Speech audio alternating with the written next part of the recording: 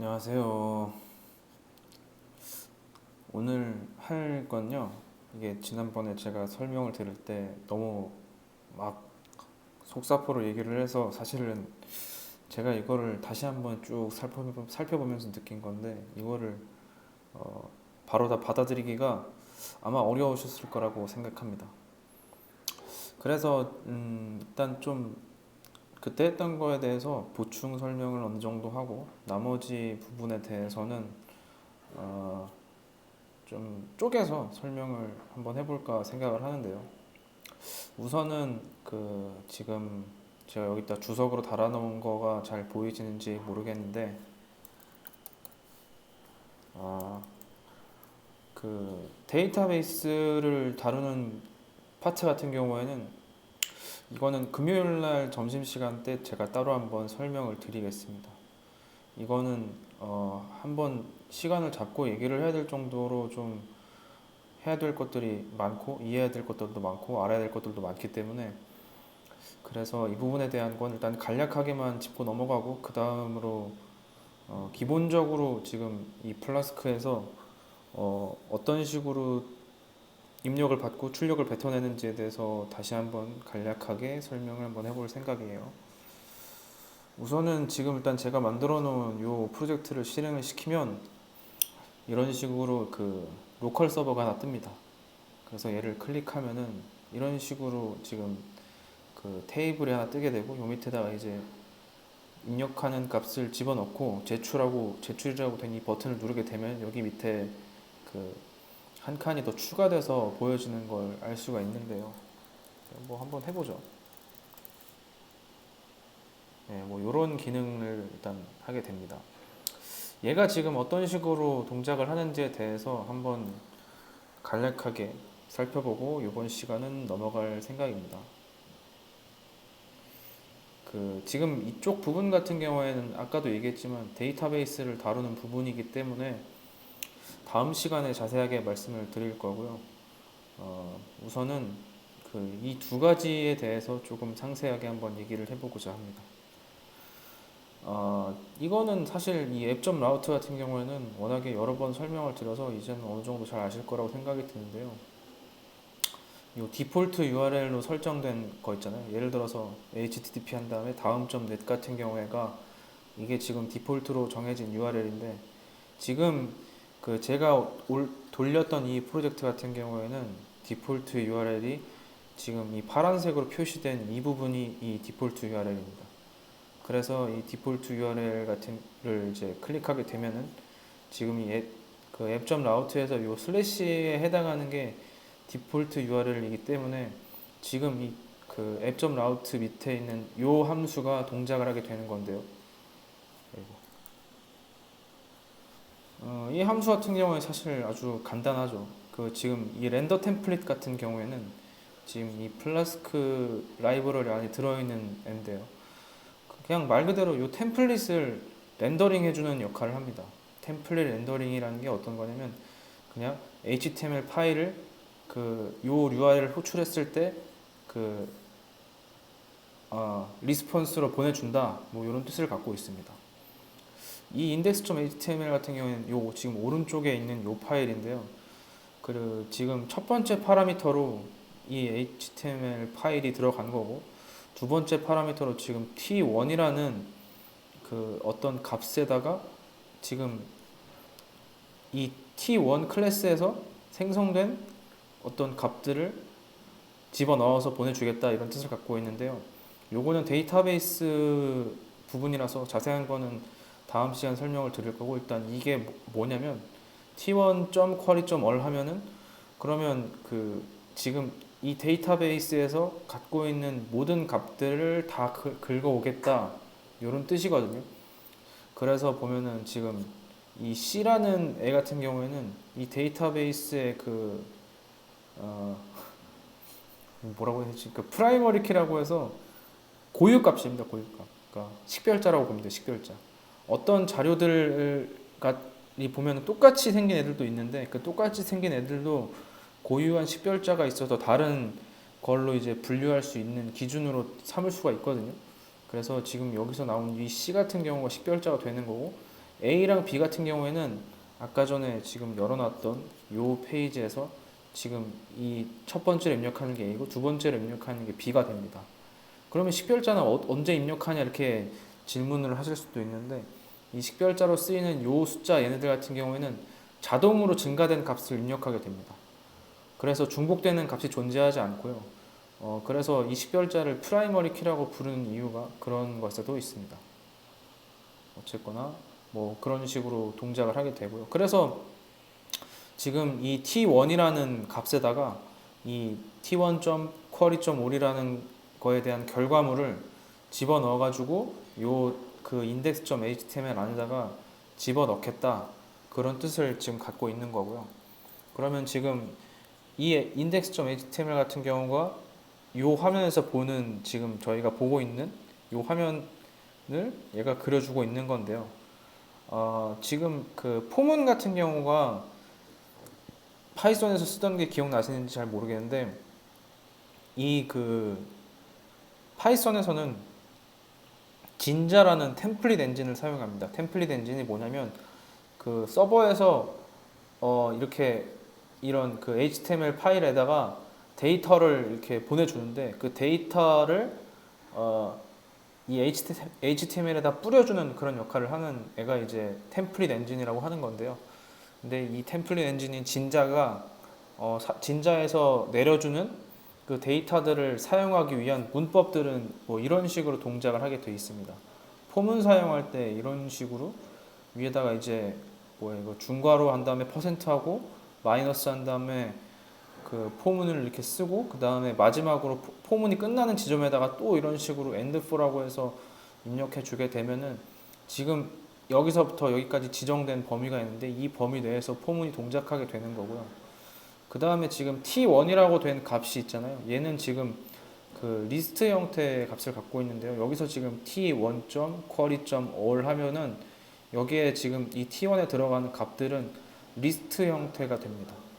그래서 리스트 형태를 포문으로 돌리게 되면은 그러면 요 t가 리스트에 있는 그 첫 번째, 그러니까 처음으로 돌리게 되면 첫 번째, 두 번째로 돌리게 되면 두 번째, 세 번째 뭐 이런 식으로 늘어나게 되는 거잖아요. 그래서 요 t라는 거가 지금 요 클래스에서 만들어진 객체를 뜻하게 됩니다. 그러니까 이 t1 같은 경우에는 요 클래스에서 만들어진 객체를 여러 개를 갖고 있는 셈이 되겠죠.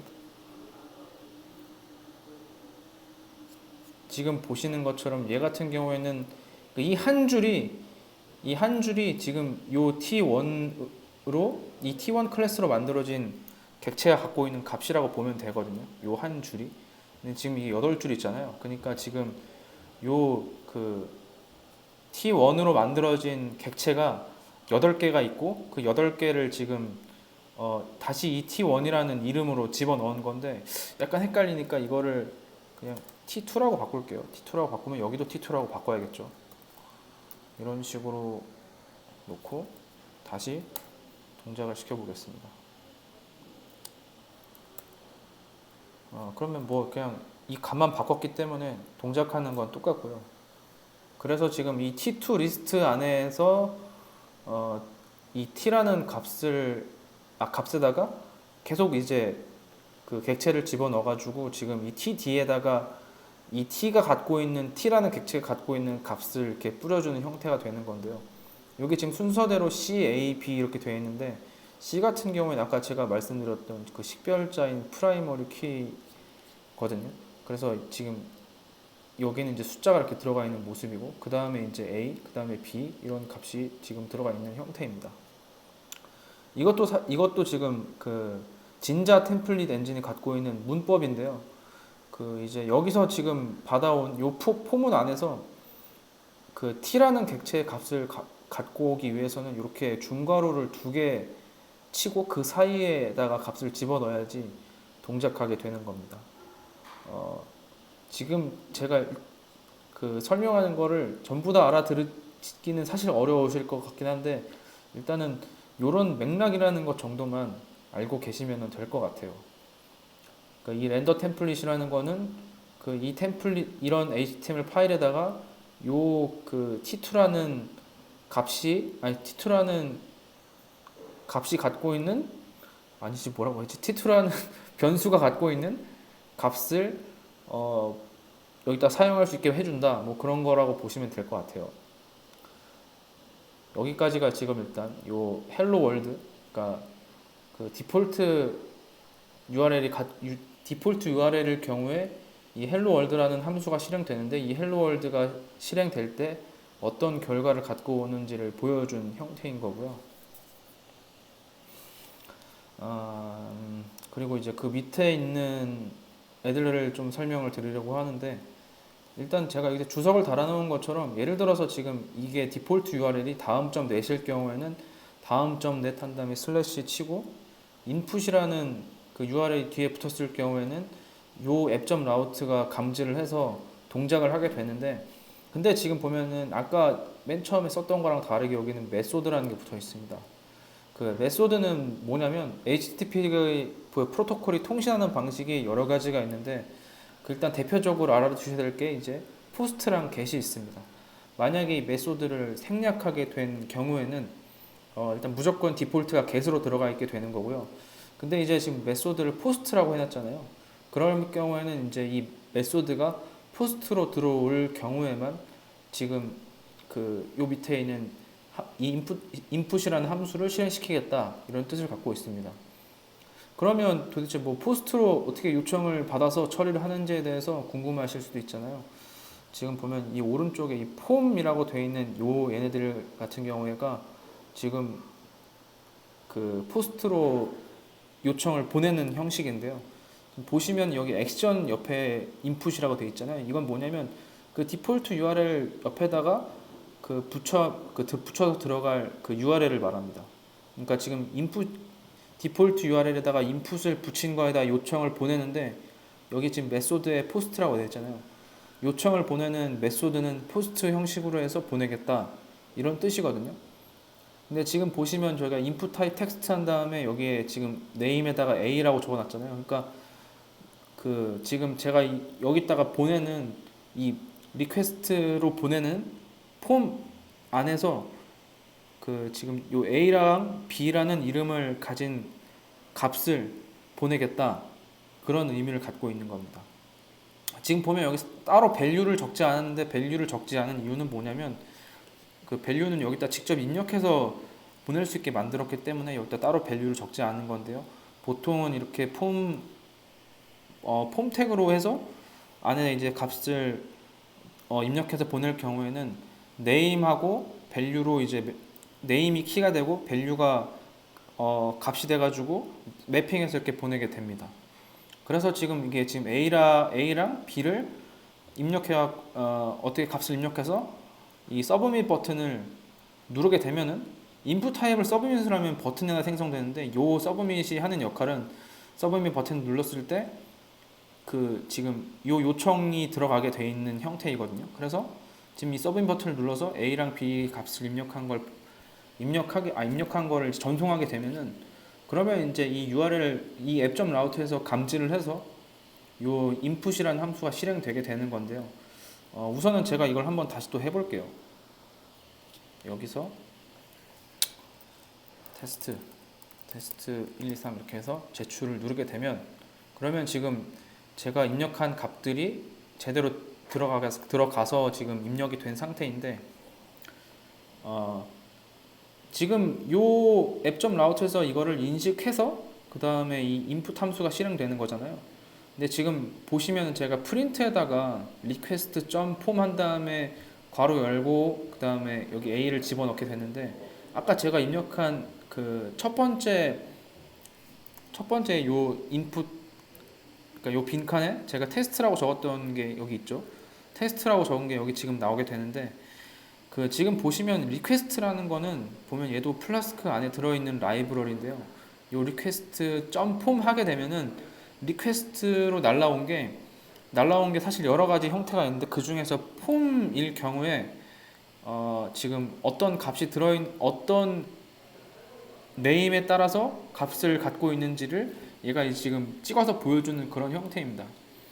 그러니까 지금 이렇게 폼 한 다음에 대괄호 열고 한 다음에 여기다 A라고 찍게 되면은 A라는 네임으로 들어온 밸류를 프린트해서 보여주는 겁니다. 지금 보시면 여기 옆에 A라고 되어 있죠. 얘가 네임이.